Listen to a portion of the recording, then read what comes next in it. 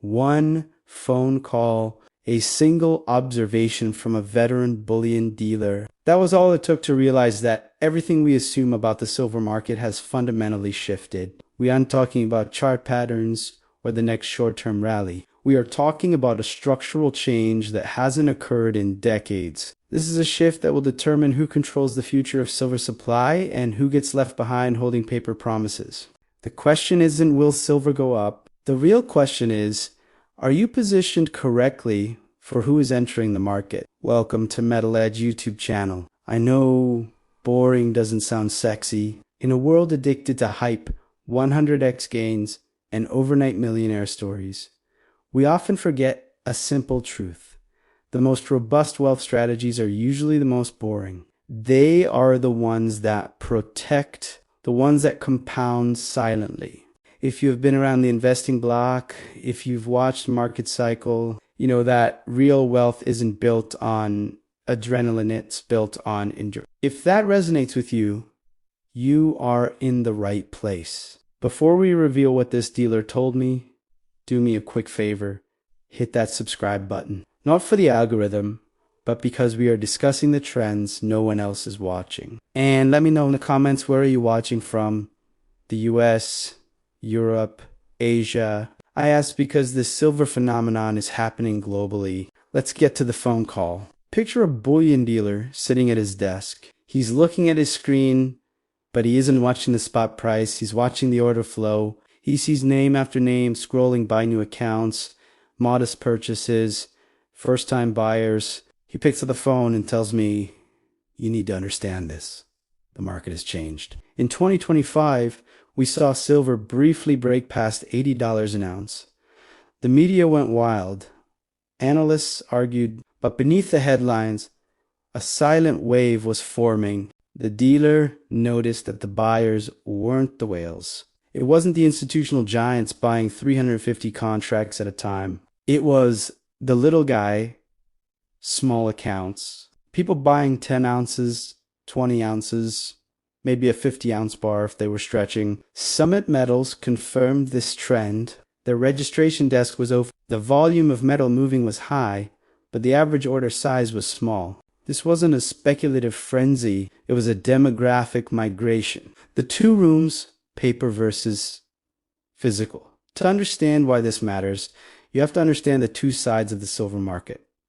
On one side, you have the paper market. ETFs, futures, options. These are liquid, fast, and convenient. On the other side, you have the physical market. This is only about 25% of the total market, but this 25% holds the real power. When a billionaire buys paper silver, the price ticks up, headlines buzz, and then the market resets. But when thousands of individuals buy physical silver, something distinct happens. That metal is removed from the ecosystem. It goes into home safes, safety deposit boxers, and private vaults. It doesn't come back. When silver is held by thousands of strong hands, people vying for insurance rather than a quick flip, the available supply effectively shrinks. The dealer knew that when silver is concentrated in a few wealthy hands, those hands can be forced to sell during a panic. But when it is distributed among thousands of believers who are vying for a long-term preservation, those hands don't shake. The psychology of the new stacker, the bull run eye of 2025, didn't just raise prices. It awakened a dormant realization in the public consciousness. The traditional financial system is not as safe as we were told. People are realizing that holding something tangible, something that cannot be digitized, deleted, or printed is simply common sense. But there is a danger here. These new buyers need education. Silver is not a tech stock. It is not crypto. It is volatile. It can drop 40% and trade sideways for years. If these new stackers buy the hype without understanding the timeline, they will be the first to sell when the inevitable correction comes. That is why the dealer was calling. The best news wasn't the price, it was the people, but only if they have the conviction to stay. The tale of two investors. Imagine two rooms. In room one, a trader sits before 6 monitors. He clicks a mouse and buys 10,000 ounces of paper silver. No delivery, No storage fees, just exposure. He can click sell just as fast as he clicked buy. This is the world of speed and leverage. In room 2, a woman opens a package. She takes out 20 silver coins. She feels the weight. She locks them in a safe. She doesn't plan to sell next week or even next year. This is the world of permanence. The analysts focus on room 1, but the real squeeze comes from room 2. When paper silver is sold, it flows back into the market liquidity. When physical silver is bought by a keeper, it vanishes from circulation. The 2025 rally created converts. These are people asking uncomfortable questions about the banking system and the value of their currency. Consider the Fed's target, 2% inflation. They call it stability.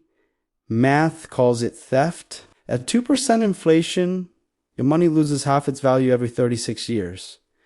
That is managed decline. The people entering room 2 are opting out of that decline. They aren't looking for profit. They are looking for preservation, the speculation play, mining stocks. Now, let's look at the other side of the coin. 2 men sit at a table. One buys physical metal. He wants certainty. The other asks, what about mining stocks? I want leverage. This is the eternal debate. Safety versus leverage. Physical silver moves 1 to -1. No surprises. Mining stockies, they act like a lead. If silver goes up 10%, a good miner might go up 30% or 50%. But if silver drops 10%, that miner might crash 40%. Despite the risks, one name kept coming up during the 2025 run, Argenta Silver. Here is the setup. The project is called El Cuevar in Argentina. Previous owners spent $60 million Canadian developing and building camps, drilling, infrastructure. Argenta swooped in and bought it for $3.5 million. That is a 94% discount on sunk costs. The numbers are serious.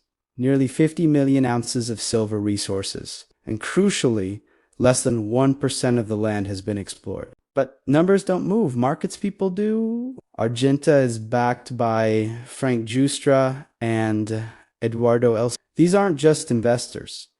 They are titans of industry. In 2025, while others were taking profits, they were increasing their positions. The stock tripled in 2025.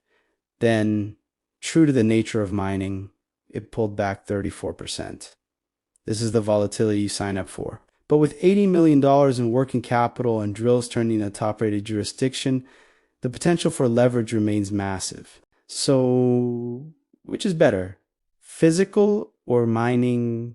The answer is order of operations. The dealer knows that too many new people jump straight into mining stocks looking for a lottery ticket. When the correction hits, they get wiped out because they have no foundation.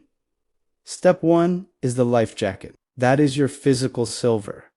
You don't trade it, it sits there. It protects you from currency collapse and inflation. Step 2 is the speedboat. That is your mining portfolio like Argent. It's risky, it's volatile, but it's where you go for growth.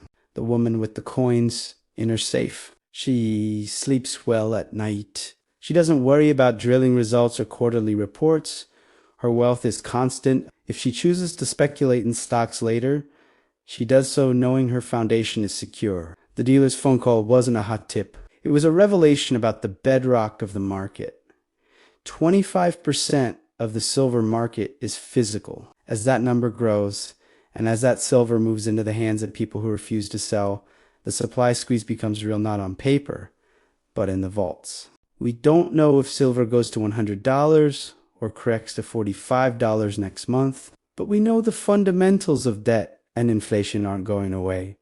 The boring strategy is winning. It's a quiet revolution happening 1 ounce at a time in private homes around the world. So when you hear about new buyers flooding the market, don't think about the price. Think about the foundation being built, because that foundation is the only thing that stands firm when the paper world starts to burn.